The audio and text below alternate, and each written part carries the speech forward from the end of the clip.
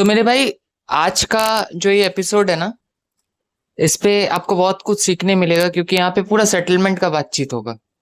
सो ये पर्टिकुलरली जो केस है वो मेरा ही एक क्लाइंट का है जो मैं हैंडल कर रहा हूँ।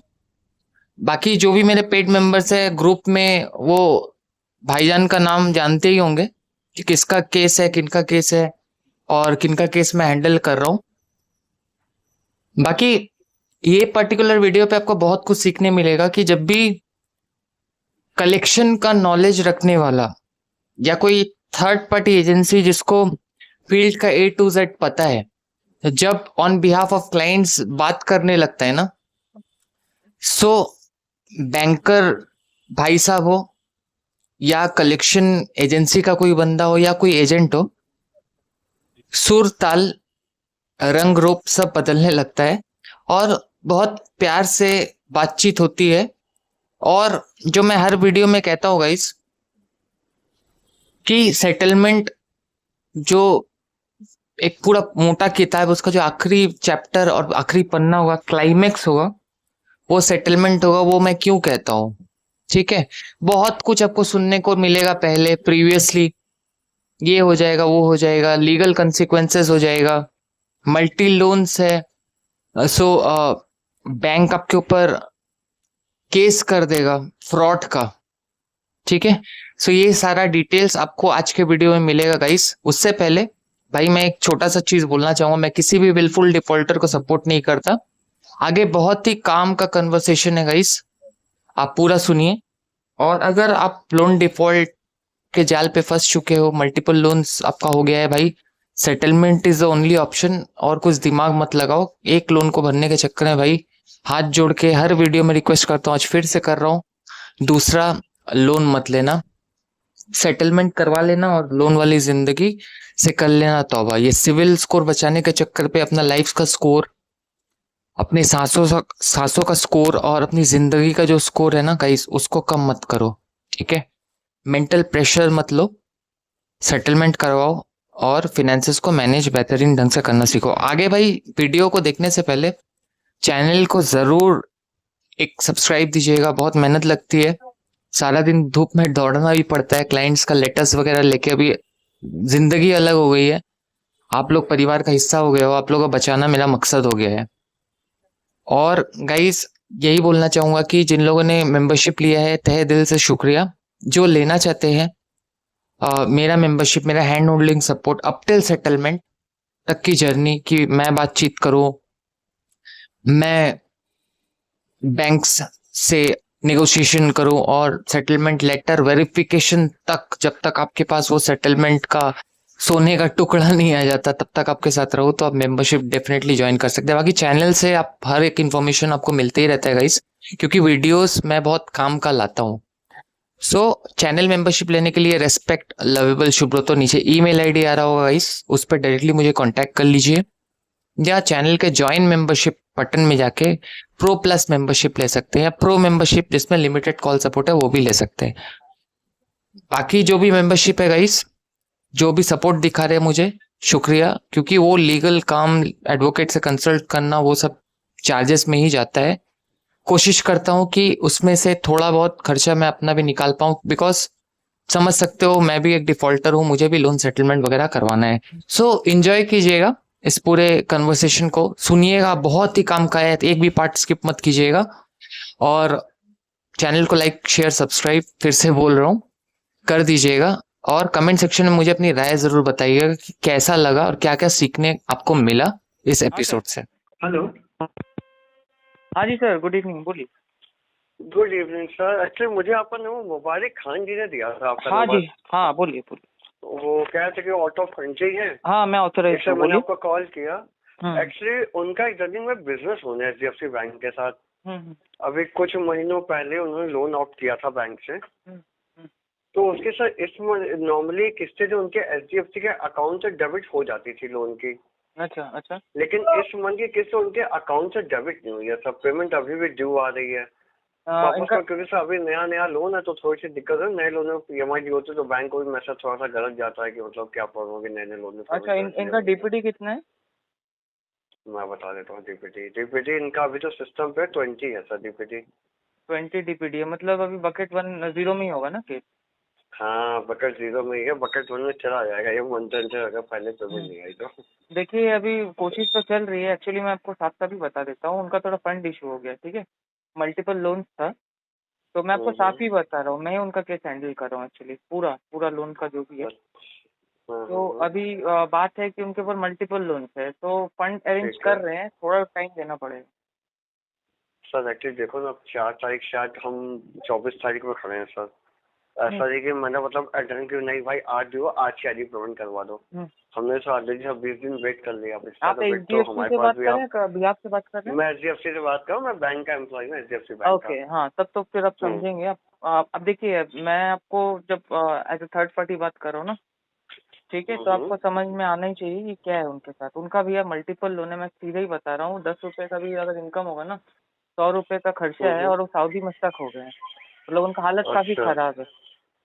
तो मेरा ओके। तो उनसे पहले से ही जान पहचान था, तो उन्होंने मेरे से ही सजेशन लिया। Actually I run my own settlement agency, ठीक है, तो मैंने अभी बोला है उनको कि जितने भी बैंक से अपने को रेफर कर दो, क्योंकि इनका नंबर तक रिचार्ज वो नहीं करवा पा रहे हैं इस अच्छा हालत में। तभी वो आपका नंबर देते हैं कि एग्जैक्टली, इनसे बात कर लो। एग्जैक्टली, क्योंकि वो एकदम रिचार्ज करवाने के भी इसमें नहीं है, और वहाँ पे रोमिंग वगैरह में काफी खर्चा आएगा उनका, ठीक है बिल्कुल ना। तो बिल्कुल। मेरे से भी बातचीत जो भी हो रही है, आगे कुछ देखिए अपडेट होता है ना, फिलहाल तो मैं आपको बताता हूँ, लेकिन फिलहाल के लिए आप RTP लगा दीजिए इस केस पे। मैं इसलिए बोल रहा हूँ क्योंकि फिर आपको कलेक्शन का प्रेशर आएगा ऊपर से। सर आरटीवी सर कलेक्शन का पैसा अलग चीज है, बट आप ये भी समझो फिर मतलब अब आपके वर्ड के अकॉर्डिंग अगर मैं जाऊँ तो मैंने क्यों तो मतलब मल्टीपल उनके पास एक्सपोजर था, तो कहीं किसी को कुछ कम करने के लिए यहाँ से लोन लिया।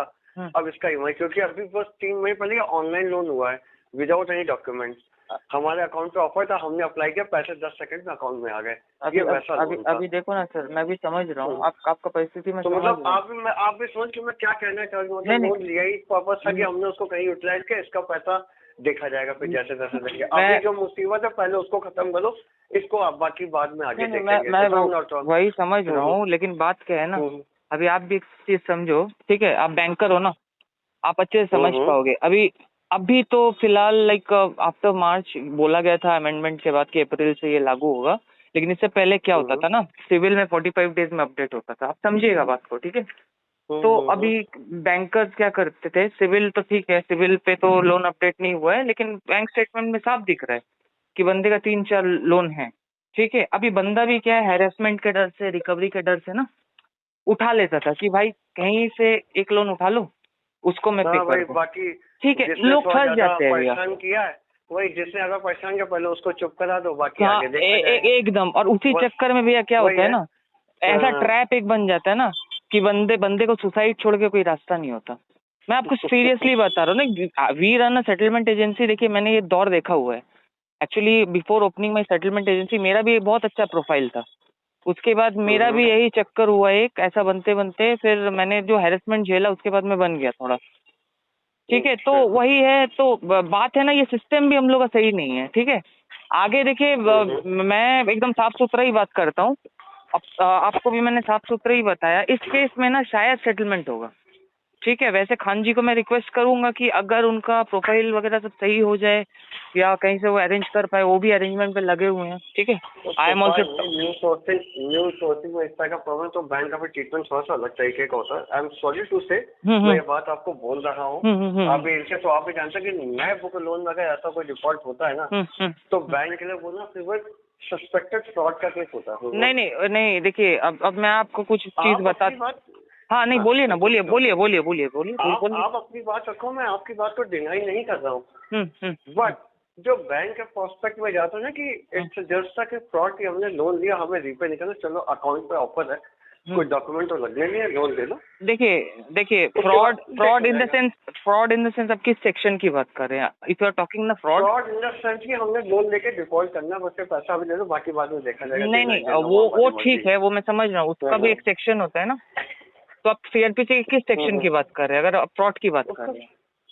तो सेक्शन तो अकाउंट पे मल्टीपल बाउंसिंग है, वो भी एक सेक्शन आप भी जानते हो, उसमें भी जाता है। जब अकाउंट में मल्टीपल बाउंसिंग है तो वो भी एक सेक्शन तो 38 तो उसमें भी चला जाता है। मल्टीपल बोरोइंग में तो देखिए sir, if I am not wrong, multiple borrowing में पहले बैंक फंसेगी ना। क्योंकि क्यों डॉक्यूमेंट तो बैंक को वेरीफाई करना था, कस्टमर ने तो आधार सर पैन और ये सारा ऑनलाइन डॉक्यूमेंट तो सही दिया ना। सर ये एक online basis on the account transaction exactly, bank can put ECS bounce case section 25। बिल्कुल, तो बैंक तो उन्होंने और उसका ECS HDFC अकाउंट से ही उनके जाना था, जो कि उनके बाउंस हो रहे हैं। तो वही मैं बता ठीक रहा हूँ है। ना, देखिए मैं आर्ग्यूमेंट पे नहीं जा रहा हूँ, मैं बोल रहा हूँ ना कि क्लाइंट के ऊपर ना, मेरा क्लाइंट जो है खान साहब के ऊपर ज्यादा से ज्यादा बैंक सेक्शन 25 करेगी, और कर सकती है, बैंक का लीगल राइट है शायद, ठीक है। तो अभी मैं एग्जैक्टली उनको यही बोल रहा हूँ कि भाई आपके पास अगर अरेंज कर पाओगे तो कर लो, और नहीं कर पाओगे ना तो फिर बैंक सेक्शन 25 कर सकती है। और देखिए मैंने CRPC झेला हुआ है, तो अभी मैं अगर लीड लिया हूँ अपने क्लाइंट का, तो मैं देखूंगा आगे कोर्ट प्रोसीडिंग्स क्या होता है उनके बिहाफ पे। चलिए वो आपकी स्वेच्छा की बात है, इससे तो मैं कुछ कमेंट नहीं कर सकता। जो चीजें मैंने आपको बताई, क्योंकि उन्होंने आपका नंबर दिया था नहीं, आपने आपसे बात करके बहुत सही लगा सर। देखिए जब बैंकर बात करता है ना, उनकी इच्छा है। जब बैंकर बात करता है ना मेरे से, तो मेरे को पता लगता है कि DRA होल्डर बंदा बात कर रहा है या नॉन होल्डर बंदा बात कर रहा है। तो आपका वर्ड्स और बातचीत करने का तरीका सर मेरे को काफी अच्छा लगा, इसलिए मैंने भी आपको प्रॉपर इन्फॉर्मेशन दिया। देखिए एक मिनट करिए। The person you are speaking with has put your call on hold. Please stay on the line. आप जिस व्यक्ति से बात कर रहे हैं उसने आपकी कॉल को होल्ड पर रखा है, कृपया लाइन पर बने रहें। The person you are speaking with has हाँ जी सर। हाँ, मैं वही बोल रहा हूँ कि आपका जो भी कंसर्न था ना, मैं डेफिनेटली कोशिश करूंगा उनसे जब भी मेरी बातचीत होगी उन तक पहुंचाने की।